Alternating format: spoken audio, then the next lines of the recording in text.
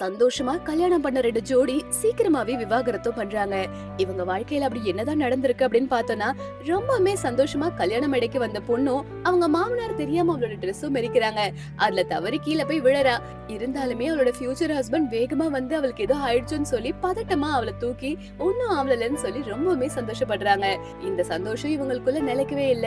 ஏன்னா போக போக அவனும் வேலை வேலைன்னு பிஸி ஆகுறான். இவளும் குழந்தை ஃபேமிலின்னு சொல்லி சரியா அவங்க 2 பேருக்குள்ள ஒரு கம்யூனிகேஷன் இல்லாம மாறுது. இந்த மாதிரி சமயத்துல அவ ரெஸ்ட் ரூம் போகும்போது அந்த குழந்தை பின்னாடியே வந்துடுறா.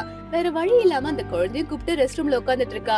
ஆனா இவ பண்ற விஷயத்தெல்லாம் சி என்னடா இவ இப்படி பண்றா அப்படின்ற மாதிரி அவங்க ஹஸ்பண்ட் இதுக்கெல்லாம் முகம் சுழிச்சுட்டு தான் போறாரு. இதனால இவளுக்கு ரொம்பவுமே கஷ்டமாயிட்டு இருக்கு. இந்த மாதிரி சமயத்துல ஒரு நாள் இவங்களோட ஆனிவர்சரி நாள் அன்னைக்கு ஒரு நகை டப்பாவும் வாங்கி வச்சிருக்கான். உடனே இவளும் தனக்கு தான் வாங்கி வச்சிருக்கானேன்னு சொல்லி பயங்கரமா சந்தோஷப்பட்டு அதை எடுத்து போட்டும் பாக்குறா. இருந்தாலுமே இத கழட்டு, நான் உனக்கு கூட வாங்கிட்டு வரல, இதனோட பாஸோட வைஃப்க்கு வாங்கிட்டு வந்தேன், முதல்ல கழட்டு அப்படின்ற மாதிரி சொன்னது மட்டும் இல்லாம இவ உடனே நம்ம கல்யாண நாள் எப்போ அப்படின்ற மாதிரி கேக்குறா. உடனே அவனும் தெரியாத மாதிரி முழிக்கவும் இவனை மிரட்டுறதுக்காக இவனோட முக்கியமான டைரி எடுத்து இதுல தண்ணியில போட்டுருவேன் அப்படின்ற மாதிரி மிரட்டிட்டு இருக்கா. அவனுமே கொஞ்சம் அதிகமா விளையாட்டா போய் நீ மட்டும் இந்த டைரி என்கிட்ட குடுக்கலனா நம்ம 2 பேருக்கும் கண்டிப்பா டிவோர்ஸ் நடக்கும் தான் பாரு அப்படின்ற வார்த்தை சொல்லிடுறான். விளையாட்டு கூட இந்த மாதிரி சொன்ன உடனே அவளுக்கு ரொம்பவுமே சென்சிட்டிவ் ஆகி ரொம்பவுமே கஷ்டப்படுறா. அன்னைக்கு இந்த மாதிரி ஆயிடுச்சுன்னு சொல்லி அவ கொஞ்சம் மைண்ட ஃப்ரீயா இருக்கிறதுக்காக குழந்தையும் கூட்டிட்டு வெளியே போறா. வெளியில போனா வெளியில இருக்கிற பசங்க எல்லாம் பார்த்துட்டு எல்லாருமே எவ்வளவு சந்தோஷமா இருக்காங்க, ஆனா நம்ம மட்டும் ஏன் இப்படி இருக்கும்னு சொல்லி ரொம்பவுமே ஃபீல் பண்ணிட்டு இருக்கா. இந்த மாதிரி சமயத்துல அவங்க ஹஸ்பண்டோட ஆபீஸ்ல ஒரு மீட்டிங்கும் வந்திருக்கும்.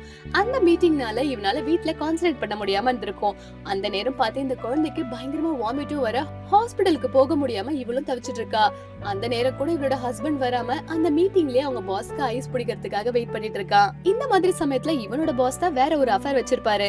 அந்த பாஸோட வைஃப்க்கு தெரியாம இருக்கிறதுக்காக இவனோட கார்டெல்லாம் வாங்கி இவனோட கார்ட்லயே எல்லாமே யூஸ் பண்ணிட்டு இருந்திருக்காரு. இந்த கார்டோட பில்ஸ் இந்த ஹோட்டலோட பில்ஸ் எல்லாம் பார்த்துட்டு தன்னோட ஹஸ்பண்ட் மேல இவளுக்கு பயங்கரமான கோவம் வருது. அது மட்டும் இல்லாம இவளோட ஃப்ரெண்ட் வேற இந்த நேரம் பார்த்து வேற ஒரு பொண்ணு கூட இவன் பேசிட்டு இருக்கிறத பார்த்து போட்டோ எடுத்து அனுப்பவும் இவளுக்கு பயங்கரமா கோவம் வந்து உடனே தன்னோட ஹஸ்பண்டுக்கு போன் பண்ண ஆரம்பிக்கிறா. ஆனா அந்த நேரம் தன்னோட பாஸ் கிட்ட அடி வாங்கிட்டு அவனும் கார்ல உட்கார்ந்துட்டு இருப்பான். இன்னைக்கு என்னால வீட்டுக்கு வர முடியாது அப்படின்ற மாதிரி இவகிட்ட சொல்ல, உனக்கு என்னைக்குதான் வீட்டுக்கு வர நேரம் இருக்கு, உனக்கு வெளியில எல்லாம் சுத்துறதுக்கு நேரம் இருக்கும், என்னையும் குழந்தையும் பாத்துக்கிறதுக்கு நேரம் இல்லல அப்படின்ற மாதிரி ஃபீல் பண்ணது மட்டும் இல்லாம உன்னாலதான் என்னோட வாழ்க்கையே நாசமா போச்சு அப்படின்னு சொல்லி பயங்கரமா ஃபீல் பண்றா. அவனும் நான் இப்ப ரொம்பவே வீக்கா இருக்கேன், இப்ப நான் பேசுற நிலைமையில இல்ல அப்படின்னு தான் சொல்றான். ஆனாலுமே 2 பேருமே ஒருத்தருக்கு ஒருத்தர் அந்த அளவுக்கு புரிஞ்சுக்காதனாலதான் அவங்களுக்குள்ள மிஸ் அண்டர்ஸ்டாண்டிங் வந்து கடைசியில அவங்களுக்கு டிவோர்ஸ் வரைக்கும் போயிருக்கு. சின்ன சின்னதா இருக்கிற பிரச்சனை தான் பின்னால நம்மளுக்கு பெரிய ஆபத்தை கொடுக்கும். எதுவா இருந்தாலும் நம்ம பேசி தீர்த்துக்கிறது நல்லது இல்ல. உங்களுக்கு இந்த வீடியோ பிடிச்சிருந்தா மறக்காம லைக் அண்ட் சப்ஸ்கிரைப் பண்ணிக்கோங்க.